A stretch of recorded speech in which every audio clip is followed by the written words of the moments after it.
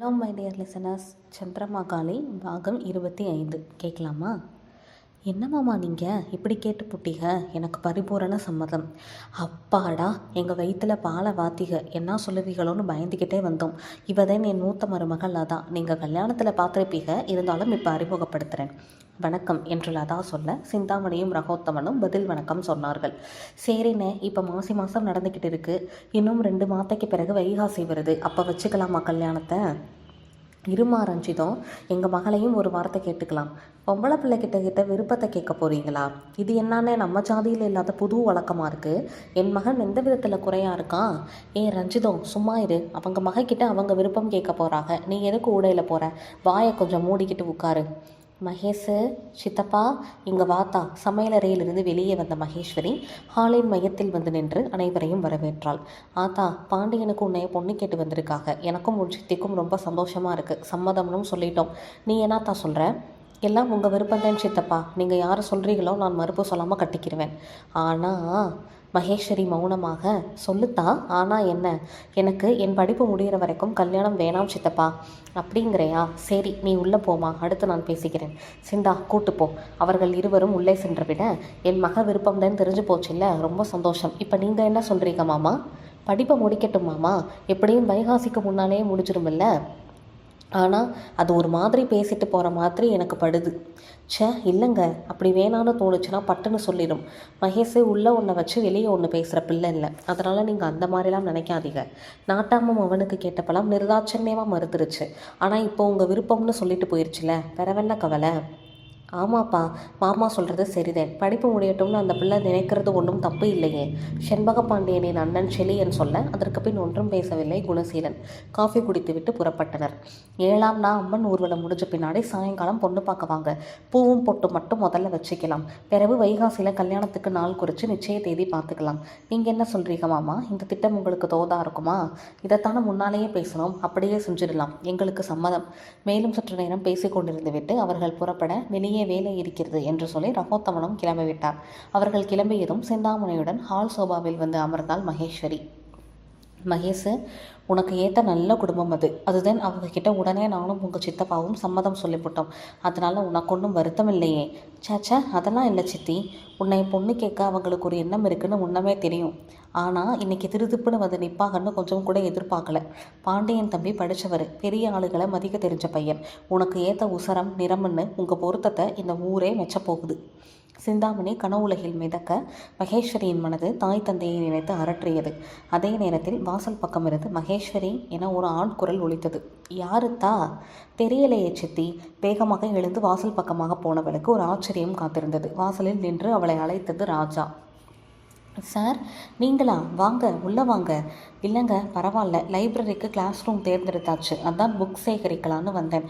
உங்ககிட்ட இருக்கிற புக்ஸ் எல்லாம் தரீங்களா? தரேன் சார், ஆனால் அதுக்கு முதல்ல நீங்கள் உள்ளே வரணும். இல்லைங்க, நான் இங்கேயே. என்ன சார் இது, முதலாம் வீட்டுக்கு வந்திருக்கீங்க. உள்ளே வராமல் இப்படி வெளியவே நின்றுக்கிட்டு இருந்தால் எனக்கு கஷ்டமாக இருக்காதா? சரிங்க, வாரேன். மகேஸ்வரியை பின்தொடர்ந்தான் ராஜா. எம்மா, இது வீடா இல்லை அரண்மனையா? மனது பிரமிக்க, இந்த வீட்டு பிள்ளையை காதலிக்கிறியே, உன் ஆசைப்படி அந்த பிள்ளையவே நல்லபடியாக கல்யாணம் பண்ணிக்கிட்டாலும் இந்த வீடு மாதிரி ஒரு வீட்டில் அவளை வாழ வைக்க உன்னால் முடியுமா என அவனது மனசாட்சி கேள்வி கேட்க ஆரம்பித்தது. உட்காருங்க சார். சார் உட்காருங்க சார். சித்தி, இவர் தான் நம்ம ஊர் ஸ்கூலில் வாத்தியாராக இருக்கிற ராஜசிம்மேஸ்வரன், என்னோட நல்ல நண்பர். ஸ்கூலில் வைக்க போகிற லைப்ரரிக்கு என்கிட்ட இருந்து புத்தகங்கள் வாங்கிட்டு போகிறதுக்காக வந்திருக்கார் என அறிமுகப்படுத்த, வணக்கம்மா என சிந்தாமணியை வணங்கினான் ராஜா. தலையசைத்தார் சிந்தாமணி.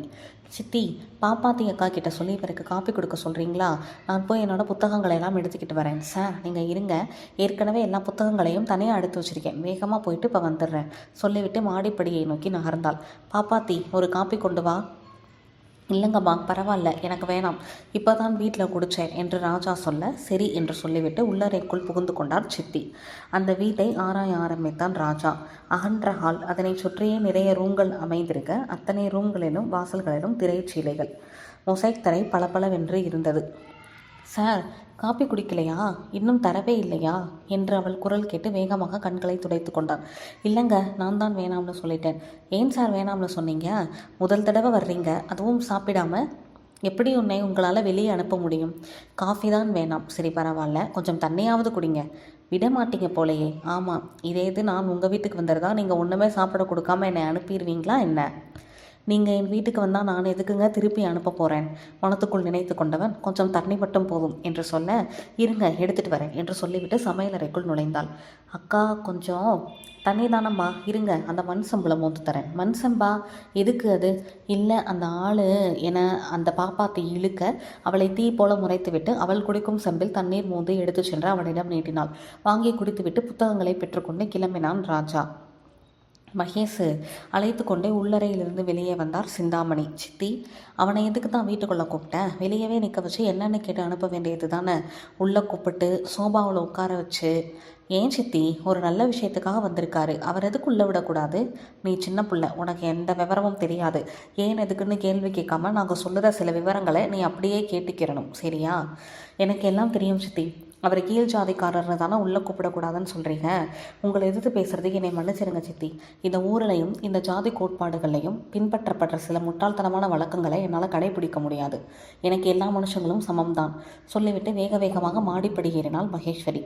கைக்குட்டையை தவற விட்டுவிட்டு அதை எடுக்கலாம் என மீண்டும் வாசலுக்கு வந்த ராஜசிம்மேஸ்வரன் அவள் தனக்கு சம மரியாதை கொடுப்பதை எதற்காகவும் மாற்றிக்கொள்ள மாட்டேன் என தன் சித்தியுடன் வாக்குவாதத்தில் ஈடுபட்டு கொண்டிருந்ததை கண்டுவிட்டு பெருமையாக உணர்ந்ததோடு அல்லாமல் அந்த நேரத்தில் மீண்டும் வீட்டுக்குள் செல்வது நல்லதில்லை என்று உணர்ந்ததால் மீண்டும் வந்தவளையே திரும்பினான். மனது முழுக்க மகேஸ்வரியின் முகம் நிரம்பியது.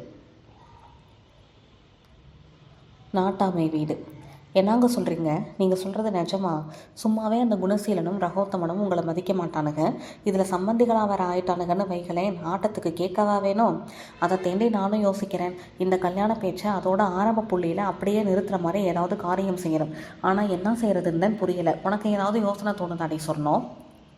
எனக்கு ஒரு யோசனை வருதுப்பா, சொல்லவா? அது சரியாக வருமானு பார்க்குறீங்களா என்று கேட்டுக்கொண்டே அவர் முன்னால் வந்து நின்றாள் வடிவாம்பாள். நீ என்ன சொல்ல போகிற? அங்கே பேசுகிறத ஒட்டி கேட்டுக்கிட்டு இருந்தியாக்கும். உனக்கு எதுக்கு இந்த வேண்டாத வேலை? போ உள்ள.